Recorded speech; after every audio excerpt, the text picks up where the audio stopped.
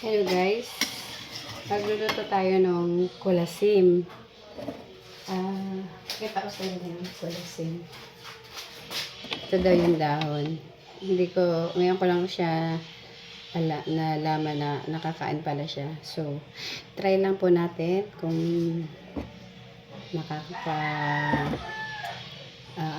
pero ang sabi nung mga nakakain, sobrang sarap. So, wala namang masama ating itatry. Sa sinigang daw pong isda, masarap siya. Tapos, ako naman, iba yung version ko. Magigisa tayo ng bawang sibuyas lang. At tapos, sardinas. Sa sardinas ko ngayon, isasama ang tawag sa kanya ay kulasim. Hindi ko alam kung ano pang, sa ibang lugar, hindi ko pa alam kung ano pa yung tawag dito. So, dito sa Katagalugan, so, ang tawag ay kulasim. Ayan. Ako'y tawag doon, curious lang ako kung ano talagang lasa niya. Kaya, lulutuin na natin siya sa bawang at sibuyas lang. Tapos, lalawakan lang po natin ng sardinas. So, ayan, magigisa na tayo. Nilagyan ko na siya ng mantika. So guys, yung bawang sibuyas ko, pinagsama ko na. Sinama ko na yan.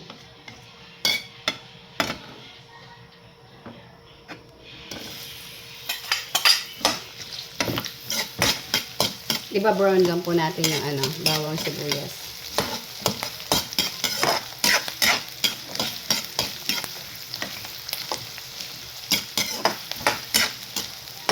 Kasi sabi nila masarap daw yan. Para siyang yung dahon ng, alam niyo ba yung kalachochi? Parang ganon siya. Ganon yung kanyang pagkadahon. Yan. Yan siya. So, babrown lang po natin yung bawang at saka sibuyas. Simple lang yung gagawin natin.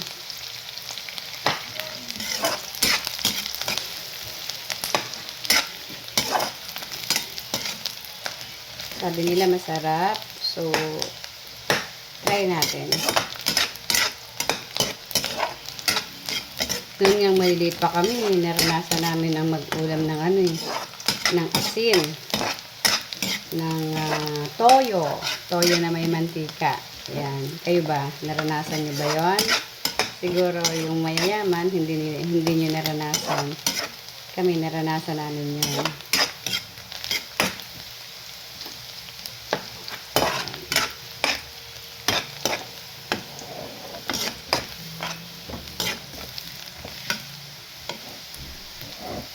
Kasi nakapagluto na kami ng sinigang, nakalimutan ko yung ilagay ay yung dahon na yan.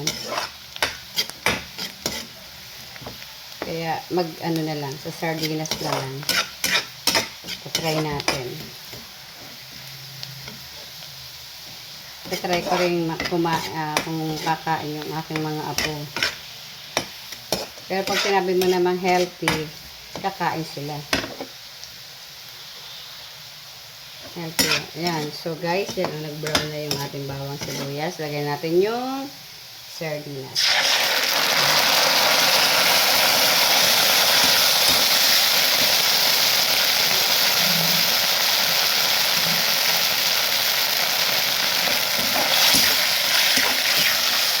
Ilagyan ko yung pinaglagan. Lagyan natin ng paminta. Tapos, lagyan natin ng girisami.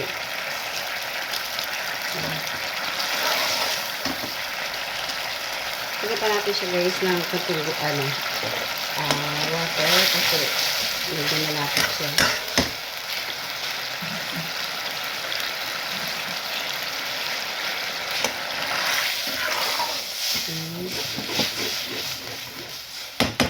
Ganyan lang siya. Kasimple. Kasimpleng lutuin. Pakuloy lang natin tapos ilalagay natin yung dahon.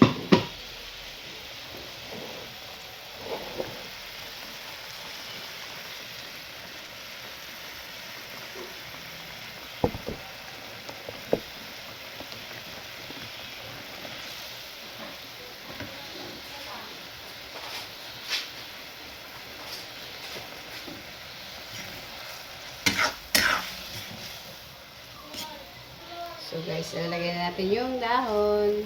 Kumukulo na naman siya. Yan.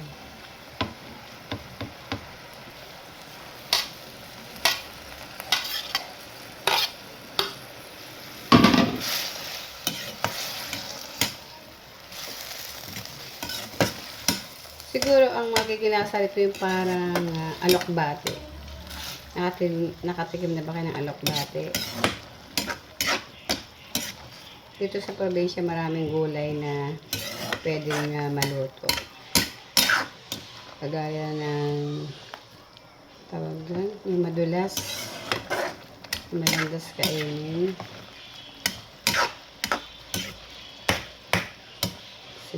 At saka daw, masarap ito guys sa sa munggo. So, next time, gagawa ako ng munggo na tapos, ang ilalaha ko ay yung dahon ng, ito, kulasim. Kulasim daw ang tawag dito sa dahon na to. So, tinanong ko nga kung ito medyo madulas kainin. Sabi may kaunti daw na landas, pero hindi kagaya ng alokbate.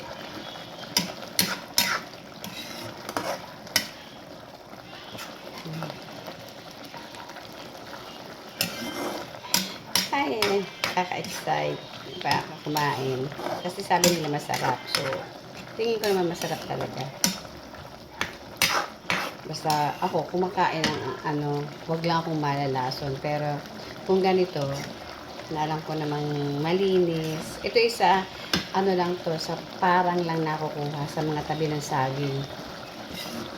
Kasi yung kumpare ko, nakita ko siya na may mga dala na, sabi niya, sabi ko, ano yan? Yan, sabi nga daw, kulasin. So, hindi ko naman alam yung kulasin. Sabi ko, sige nga, pahingi nga ako para na-try ko rin magluto. So, isang araw pa ito binigay sa akin. Pero, pag inilagay mo siya sa ref, hindi siya na, nalalanta. Siya, nagiging fresh pa rin. Kung ano yung pagkabigay niya sa akin, ganun pa rin. Ilang araw na ito, 3 days na. Ready na nasa akin. Tikman na natin. Dito tayo titikin. Kuha tayo. Ay! Oo nga, parang may ibang aroma. Ang sarap. Ibang, teka, ano ba yung tawag doon? Yun guys, kami naman nakakain. Kaya dito ko na lang tatikman. Mainit.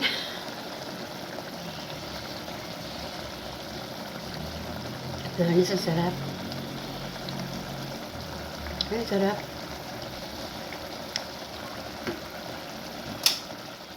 Guys, para mas masarap pa sa alokbate, try nyo. Ang tawag yan ay kulasim. Ay, sarap. So, yan guys. Kami kakain na. Tatry ko ipakain sa aking mga apo. Try natin. Okay, hindi ko na kayo dadalhin sa aming pagkain. At, akin na lang itong ipopost.